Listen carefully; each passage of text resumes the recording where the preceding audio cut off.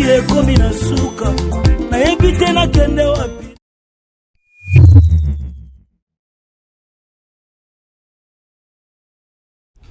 Bonjour, bonne année, meilleurs vœux à vous, nos fidèles téléspectateurs. Bienvenue dans cette émission, c'est l'émission Kumisankolo, une émission qui a pour but de glorifier le nom du Seigneur. Alors aujourd'hui, nous avons notre invité qui est déjà là sur les plateaux. On va parler sur l'adoration. J'aimerais déjà lui présenter. C'est le frère Michel Gangia, que tous nous le connaissons. Il est déjà là. Bonjour frère Michel. Bonjour, Sorgans. Boni. Oui, ça va. Kala. Tozali. Frère Michel, tu es son ministère Amen. Au Zalaka, dans l'orchestre Tumbichai. Alors, déjà, tout le monde a pu le sauter. Au Kenda Wapi, au Koma Wapi, ça fait un bail parce qu'il y a déjà un album qui est sur le marché, il y a l'orchestre Tumbichai. Alors, au Kenda, Frère Michel. Bon, Zali, est-il qu'après embrasser carrière solo, une carrière solo, Sima, passé Nazala qui Libanda, Yamboka, et permettait à évoluer les sous. Place Nazala qui travaillait. Ça là que na omeli mwa muke place Nazala qui on a peu moyen à rejoindre Baninga Zaki souté. Bah raison Zaki multiple et puis embrasser carrière solo. Est-ce qu'on a ça la musique? Na comment qui obligé à ça la musique?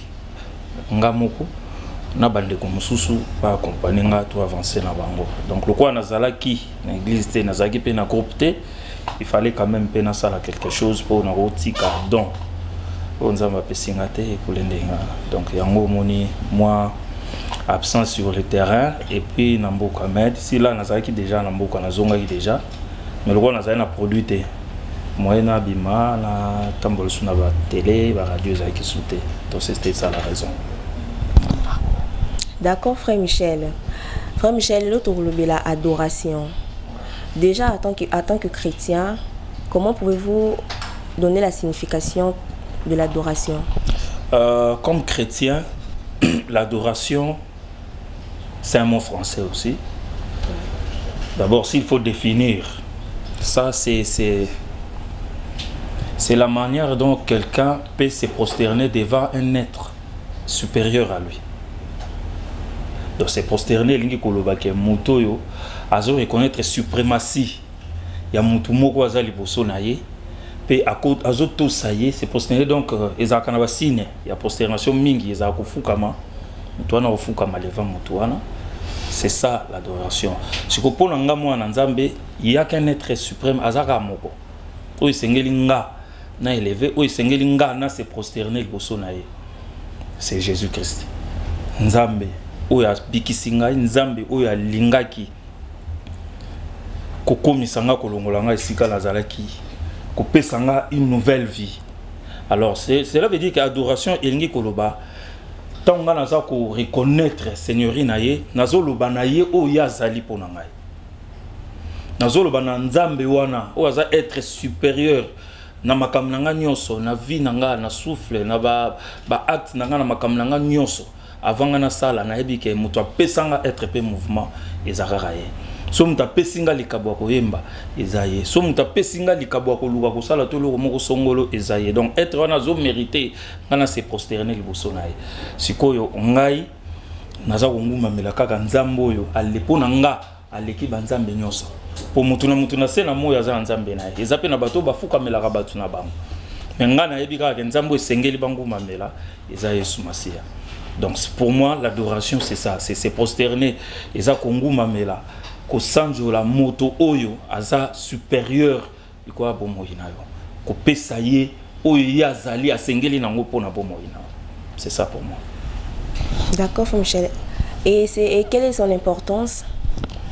L'importance de l'adoration, bon on a kenda nango toujours parce que moni makambo ya molimo etalisa marapeka na nzoto. Omoni place to vandia to ça l'émission soto bimika na balabala. So ba moni prêtre mo mokili o batu balinga minga ka pesa exemple na tanga kombo moni ti didi kinwani. Hein? Aoleka. Oyebi ke ba petit tout ya quartier na ba shege.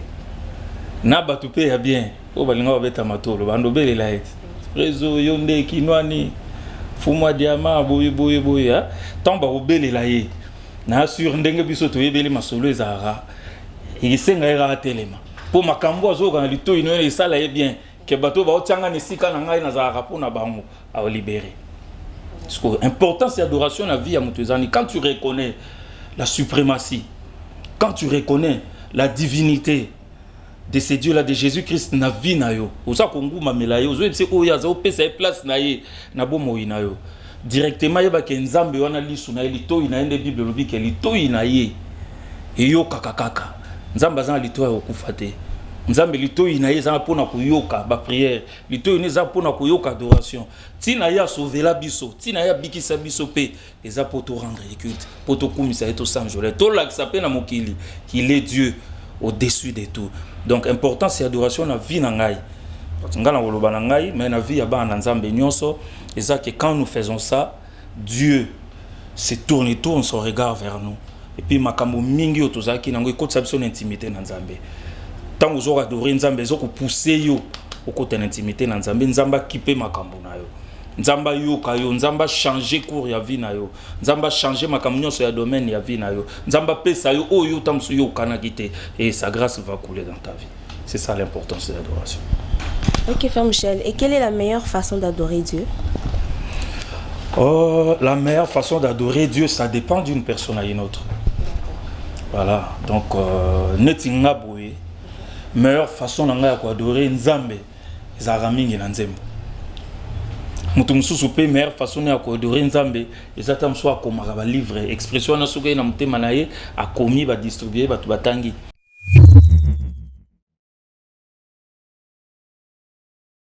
Oui, Frère Michel, est-ce que Frère Michel il y a un style pour adorer le Seigneur? Oui, style ça dépend d'une personne à une autre, ça dépend aussi de la culture. Il y a bateau. Mille bazo vivre.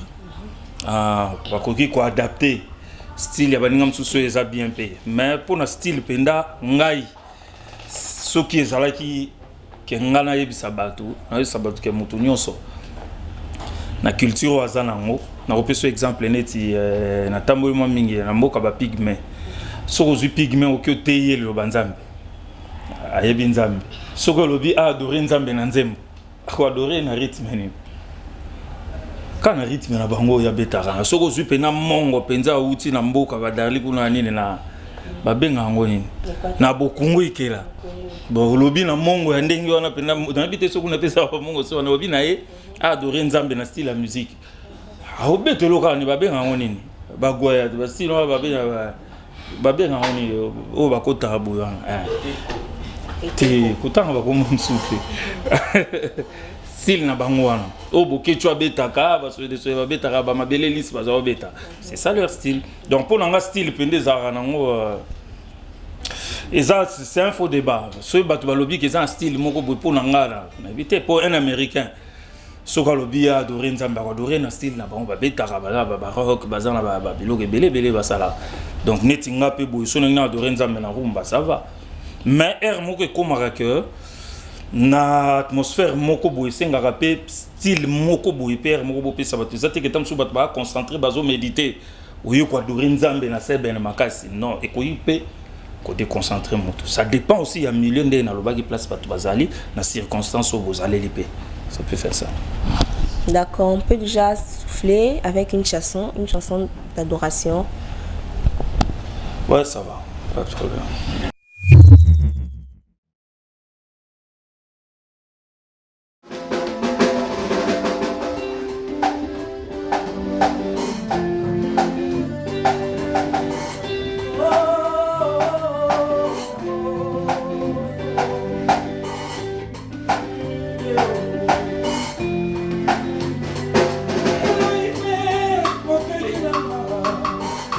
Yo,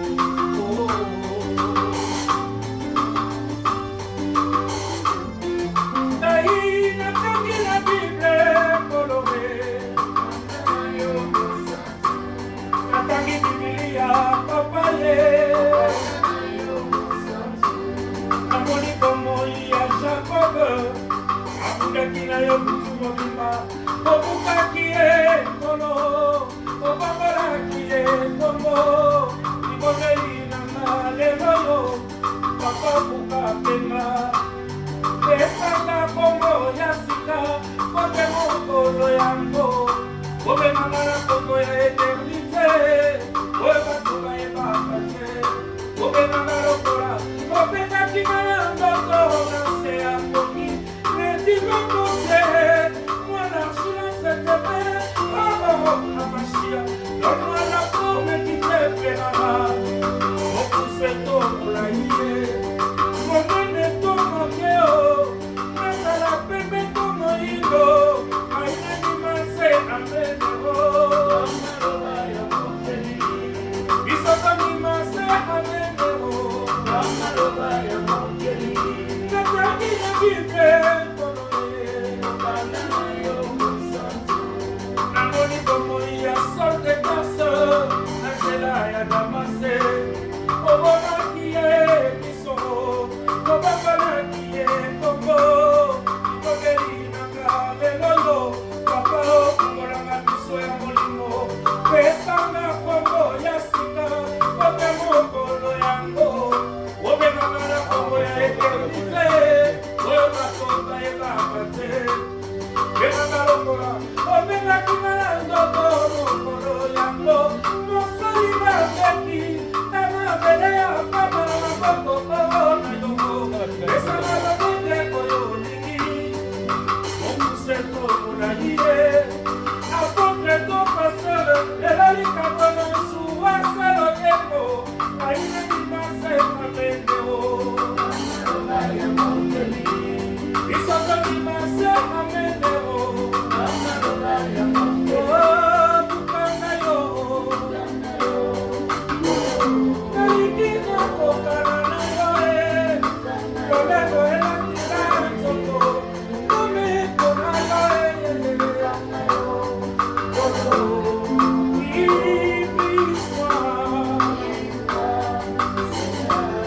je veux te ressembler, papa. Oh, je veux te suivre,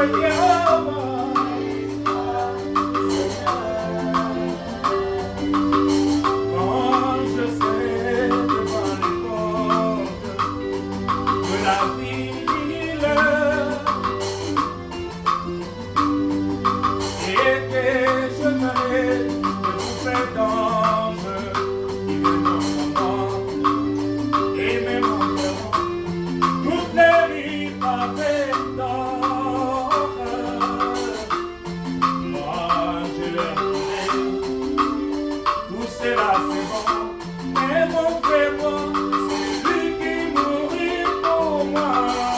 Mon ami, oh Yehoshua, ma chanson. Mon ami, oui c'est lui qui m'a justifié. Mon ami, il est le grand roi pour ma vie. Mon ami, oui quand je verrai mon ami du café, je tomberai assez éclairé, les louant, les glorifiant, alléluia.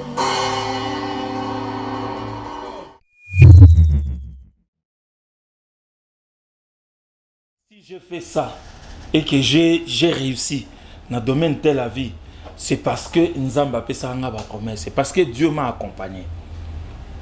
Vous comprenez? Donc, Elingi Koloba, adoration, Saint-Esprit, ils ont la place, ils ont sauté, ils ont adoration, parce que c'est le Saint-Esprit qui va te révéler même des paroles.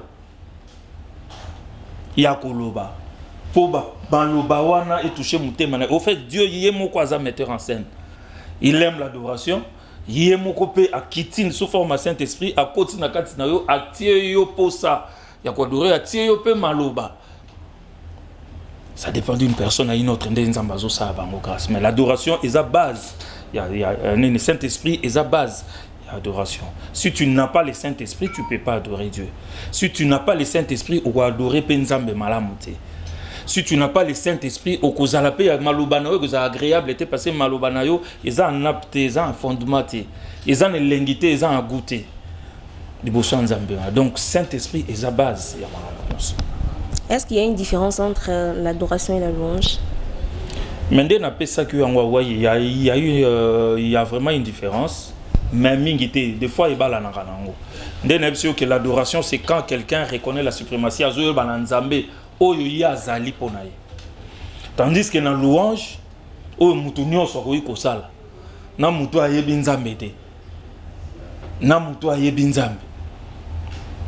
na mutu azosalela misala na ye soki ya ndenge nini mais mutu nyonso azovivre bolamu ya nzambe na vie na ye, il peut louer Dieu. Donc différence c'est ça que l'adoration c'est quand quelqu'un dit à Dieu ce qu'il est pour sa vie, tandis que la louange c'est quand nous sommes tous ça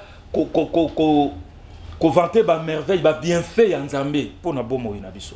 C'est en ce moment là que nous sommes en train de le louer à cause de ses bienfaits, à cause de bolamu, à cause de makambo ya sali na vie na yo. Tu seras là pour nous louer. Kola mukana tongo ndimete kola muka. Otali pendo bi nzamba ngape nande na lala ki na malade. Na ndimete ke no mona tongo alelo. Ya koza nzambe atala nzamba biksinga na zo atakisi moko te. Tikana komisa komisa. C'est ça la louange. Donc différence dans l'adoration zana opena mingite zaka kana kati ba contenu wana. Dans l'adoration, c'est l'homme qui dit à Dieu, à cet être là suprême, ce qu'il est pour lui. Dans la louange, c'est l'homme qui vante les merveilles et les bienfaits de Dieu dans sa vie. C'est ça. D'accord, Michel. Parlons un peu de vous. Est-ce que vous avez un album sur le marché? Oui, il y a un album qui sort bientôt. C'est déjà quoi les titres? Ekosimba Kaka. Ekosimba Kaka. Ekosimba Kaka. Donc, ate ou melindeni atali kambango. Ato longo na tumbisha Ekosimba Kaka. Yo kangami kunande. Bon alonga tout Michel ndenge mabe. Ah ouais, on est fait ça. Té mais yo avo ça monsieur Falo ke na otuna kuna songa alonga ndenge mabe. D'accord. Alors. Tout Michel les orchestres na ngai. Les orchestres ya famille, orchestre ndako. Ya biso. Les orchestres mututé. Président orchestre et apôtre Léopold Mutombo Kalombo, mon père spirituel que je salue aussi une émission. D'accord. Comprendre? Hein? Les orchestres ndako ndenga na zate. Ba petit mususu pe bazati kana lo na langage on a pour comprendre bien. Ndenga na zate ba petit, ba frère, ba ndeko, ba mi, ba kulutu mususu pe baza, bazo continuer œuvre. Donc nga lelo nde na za place tumbisha ba obeta na ko yape na koti na yembi po za orchestre na biso ya famille. Donc botsara polémique na mamboana te. Tumbisha za orchestre na biso nga na kutaka yango na yepe na contribution na ngai. Lelo na za kunate na osa penzela na ngai so tuninga makambo orchestre oyo d'ailleurs kuna za na orchestre te na za na groupe accompagnement ba frère tu na za ba président na ba leader bango tunde baza ba za ba album na bango neto kuna za 4666 chansons non enregistrées oh koto zéro leader a jeté un album na 4 chansons oh tu préparer les albums siko oh mon na 4 leader ba mamaye. Donc moi nous sommes Congo leader na bango ya sœur Myriam. Vous comprenez? Yékuta sala ne album te yé guitare. Oazo beta drum kuna. Donc ndio mona la plupart ils ba frère na nga église. Donc loko la musique na ngai base na ngai zanon bande ko na nga église bango ba interpréter. So net na concert na go associer net sœur Esther na bengisi yaye akoti to yembi. So mukeza to kabo so pesa te to kumiseka nkolo to panzani to ke. Nde to mesana. Comprendre tout biche les orchestres et à l'église. Vous comprenez? Donc la question là autour na lisouté. D'accord, Frère Michel. Par rapport à l'album, c'est déjà quand la sortie officielle? La sortie de cet album c'est pour bientôt. Ce qui n'a coquille causé Koloba le 16 février. Oui, je crois que Tozonga le souka na plateau na bino pour tout ça une émission pour nous préciser. Le 16 février, c'est un dimanche 2020. Nous avons un grand concert pour la sortie pour tout le monde qui vente ya ba clip. Pour l'album tout ce bêta muke mais officiellement qui a battu so ba yeba que DVD bimé le potozana ba clip musu esila ina nte. Ndé tozawa ezo sila na une émission to chaka moi extrait. Donc le 16 février, ils a concert munene au tozo sala. Batteur toza mibale ngai na présenter album. le quoi toyemba qui parmi ba frère o toyemba qui na bango frère Henri papa za dispo ya travailler na biso to kozala na jour wana puis na ba frère ba sœur mususu pe moko zo ta Lubumbashi aroya sœur Esther Azali sœur Myriam Azali frère Franck Parobé t'as des chansons naé et puis moi ba yembi moi belé o ba travailler na ngai o penga na aider bango tam na ba arrangement. Vraiment, ça sera la fête. Nous allons permettre à on a travaillé dans l'album na bango, baya basata ba playback. Et puis toroté ka ba DVD, sonza mbalingi, ba clé USB do ba flash disc. Ya ba DVD na banzembo été kama jour.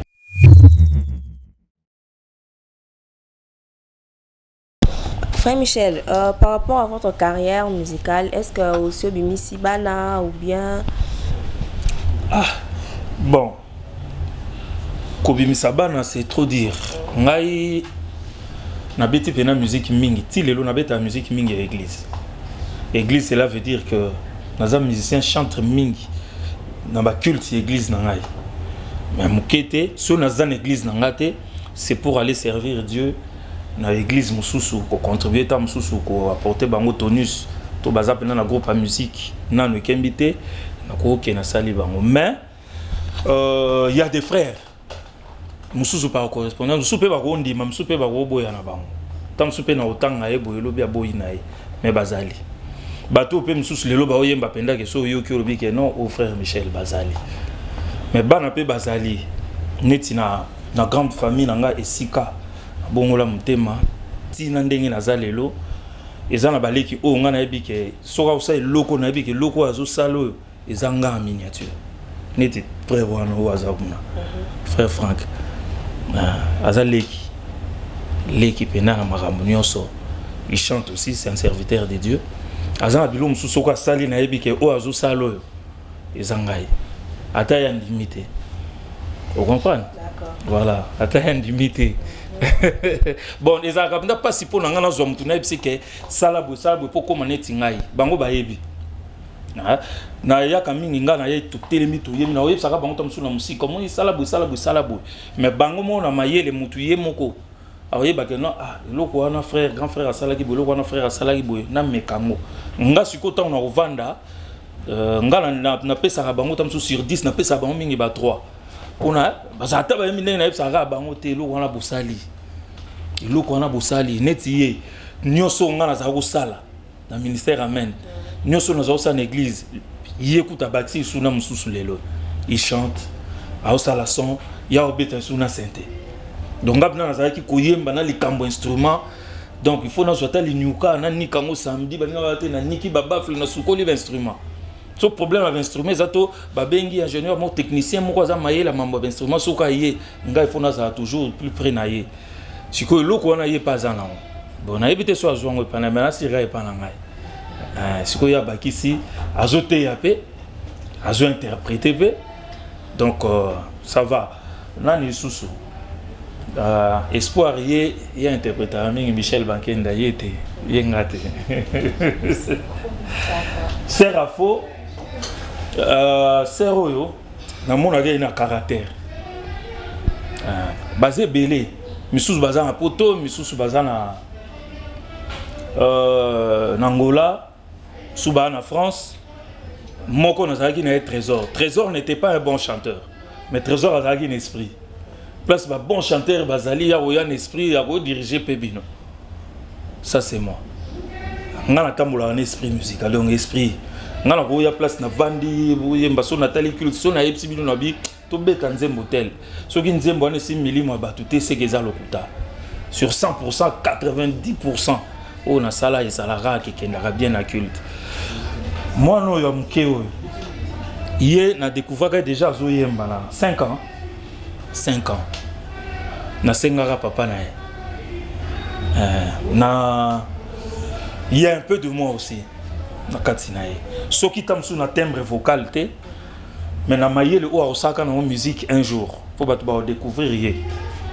Akolanda so ya landinga te mais papa na ya ko laxé que no kende ligne tozako sabo mais ya za maele trop aoye bakaka paza bena artiste ils en a makamsusu na joué à partir à 5 ans yema na studio na me maé pour tailler micro na ye azaka mukuse siko vuta koli non mais mai moi so bomemi alali na ba pongi so kitisa zui ba papier ko mokata na kotsa esprit ya relaxer tant na le langage on est à l'esprit donc na kotsa ye ya lolenge ya oza na scène bon moi na lobate onga apesa rabatu peut-être ye moko ndeta msusu un jour a lobaka na batu devant ngate tam so lobanga na batu ke loko na osalo na zwa comme papa Michel sœur Esther na kuta déjà yembaka na yebaka pe au travers batu sœur msusu pe ba yembaka mais elle est plus attachée na ngai elle me dérange un peu trop mais nazaki kondimiseka que tu as une belle voix album na ye 4 chansons ngam na arrangeant jusque là na site OK neti na ba clip donc baza ebele l'église eza ebele na Kinshasa oyo ba musicien na bango ngapena na ye na kuti bango du néant na zui bango so OK na ministère amen naza na bana ba sœur moko lelo ba komi ba femme mariée ba maman ya bana lelo ezara fierté na nga ba fille de Sion baza ba sœur mingi bando yemba na ministère amen ba sœur bando yemba bien te zaka ba sœur wana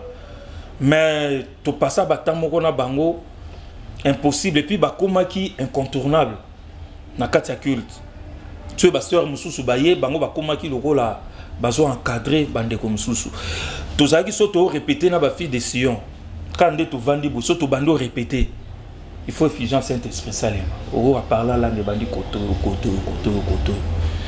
donc ezelo moko yo pona ngana mona ke bazwa so pe na otala bango na telo wa ba sœur lokola Charlie elle parle pas trop mais caractère Michel Ganga nazui ba Titi caractère ba Pauline ba Bijou caractère Michel Ganga na kota bien hein ba musicien mingi pe ba vandi na ngai kana makambo ya musique te mo pe na olata oh bah mo pe na olata na tape ndage pe tu ayaki alata amika ba pantalon ici na kutinga alata mingi jean akomolata pe jean comprendre na otala ke pe tu ayaki suki na ye ando tika on lo wa bangunza mais akomokata pe suki comme ça les pe moi l'artiste c'est comme ça et puis muto avandi na batu azaka bongo donc baza mingi ba ope bazwa moyena tanga ba oyo ya mikolote mais ça va quand même kana carrière na biso toza quand même là tout ça peut musala par la grâce de Dieu.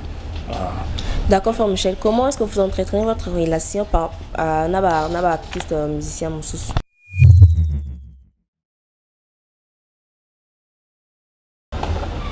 OK, ba relation naba artiste musicien za ngo bien.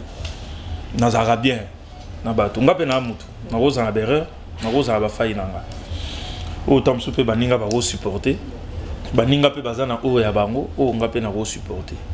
Mais là, au monde, on a remarqué que mais moi, j'ai été trop bon. À un niveau même que Oyambi Muninga Penda, Muninga Upete Tamsumambo comme Paya Paye. Moi, que Somba Kwanga, la Quinte Poisam Paya, ou Sombele Kwanga. Moi, Somba Savante, Poa Bimalibanda Tassa course pour Yamessel Sunamboko Tenga, Saleli. Après, vous avez un bon chrétien. Soit que vous avez dit, ah, tant on a yara, maman habite dans l'anglais. Si vous m'avez demandé comment ma casse. Mais moi, je sais autre chose. Attends, c'est décidé de vous comprenez. Le coup, on a fait balimbi sa ngai. Na ba fayi na ngai. Na mabunga na ngai. Ngapé faut nous supporter ka baninga. Mais nazalaka bien. Nazalaka vraiment bien. Tu te rends compte que nga nazalaka neti na la plateforme même sous Nazar raté mais pas présent la plateforme tout au coup dans la toso la bien en l'occurrence n'a pas si mot et frère Patrice président sur MCC ouais tous à Ranabiso bien donc Nazar n'a bien Nazar bien est-il que Nazar trop culte trop studio ba réunion mingi ba matanga mingi tam sous Nazar ka informé pour Nazar qui na retard et ma réseaux sociaux. Parlons un peu d'actualité frère Michel. Par rapport aux les kalelo bino basala nzambe lelo ba servant basala nzambe ba chantre ba pasteur beaucoup mis à la une il y a réseaux sociaux aux les kana vraiment en tant qu'homme de Dieu est-ce que ils a vraiment malamu mingi comme moi c'est musala nzambe comme toi comme vous la femme du pasteur frère Mike Kalambay qui était sur les réseaux sociaux en train d'étaler tout descend. Yobi Mosnanga. Yobi Mosnanga. Non. Bozolo ba Mosnanga.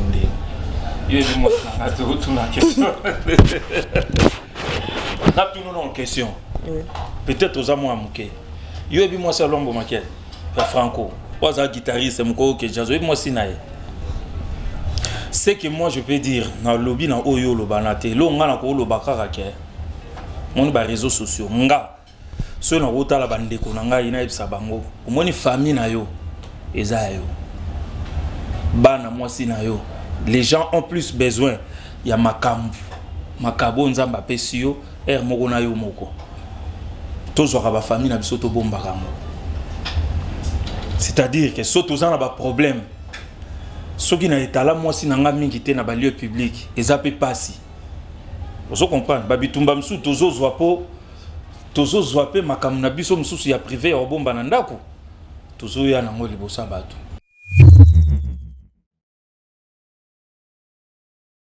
OK, na makambu oyo mokiliza koloba. Bon, ngai personnellement, Nathalie na ngote pe na monité. Hein? Nazo kaka ande batu ba oloba. Azokande batu ba oloba mais bon na ebité mukolo na olinga na eba makama ta msu na ozana réponse au pesa mais pour le moment na réponse té mais na conseiller ka ba na nzambe qui règne vraiment un véritable amour en nous kati na biso bolingo ezala l'amour et supporter mambo belé bolingo et bendaka bonzambe car Dieu lui-même est amour ma sœur le diable peut tout imiter. Soko bota kate oke panganga opeso mwana oyepe pa nzambe nzamba peso mwana oza posa mbongo ke pa ba marabu ba opeso mbongo oyepe pa nzambe pa pesa mbongo mais c'est que le diable ne peut pas imiter c'est l'amour car l'amour c'est la nature même de Dieu tant oza na nzambe oza ba fruit de l'esprit de loko biso to ko lukaka makase za nzambe na ngai na yo na bandeko bino bozolo bana na bino bato bozolo vela bandeko eloko to ko luka kaka kozwa bolingo na nzambe ko tia na mitema na biso mambebele ekima.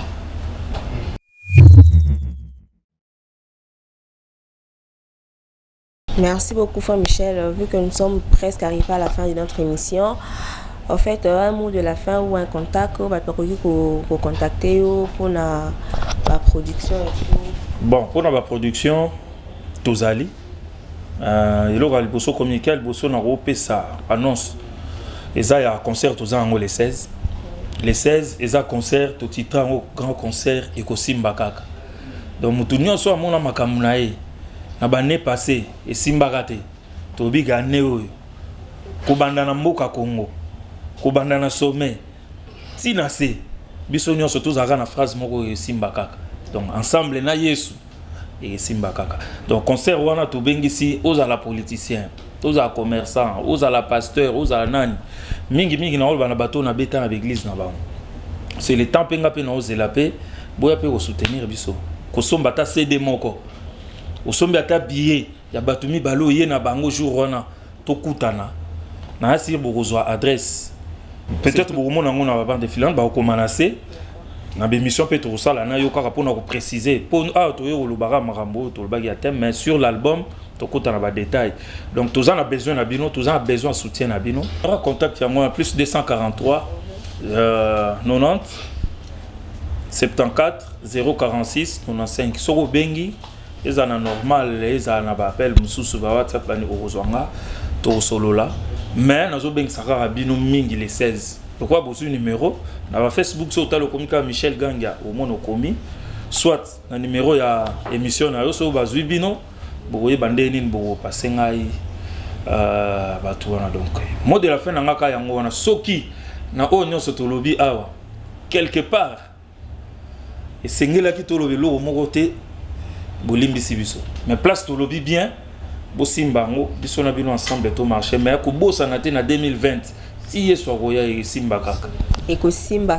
En tout cas, merci beaucoup, Papa Michel, d'avoir été la nôtre. C'était un réel plaisir de vous recevoir dans mon plateau. En tout cas, merci pour votre présence.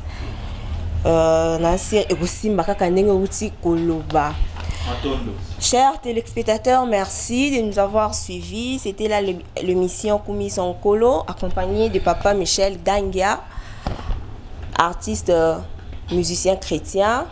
Option Sotoyebi Malamu, Mto Ayembe la Rankolo, tout ça qui est le longonaye na émission na bino.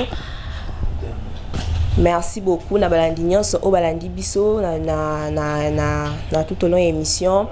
Merci na bino bason na pesi merci mingi na équipe technique Mobimba ou ezalaki o accompagné ki biso na émission oyo réalisateur ba technicien nyonso na pesi bino merci. En tout cas, bolembaté kokomela biso na ba numéro o eza affiché bokomela biso pour les reproches, pour vos encouragements. Merci beaucoup.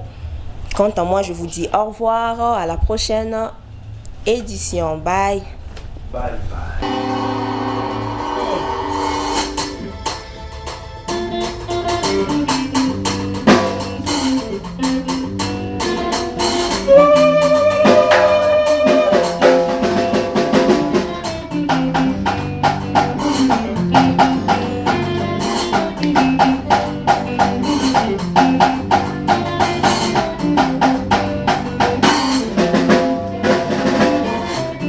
De la trompette, le col est à la peine à tango et à Noé, et vous à la peine le col à tango et à Bousson et à Mona. Quand on a Yahweh à tango et à Noé, il t'a qu'à l'antenne à Pela. Vous à la épargner et s'enguer la vie au côté de Massoua. Massoua dans les lois Jésus-Christ, il revient bientôt. Côté les mapes au Simba Kaka. Tatola Bendima était. Batiki yote yes. Lorsqu'on tourne vers le regard, on est rayonnant de gloire. Baninga na sangiso yanga makambo elongo na Yesu na kolonga ngayo mokile lo bakila suki boyo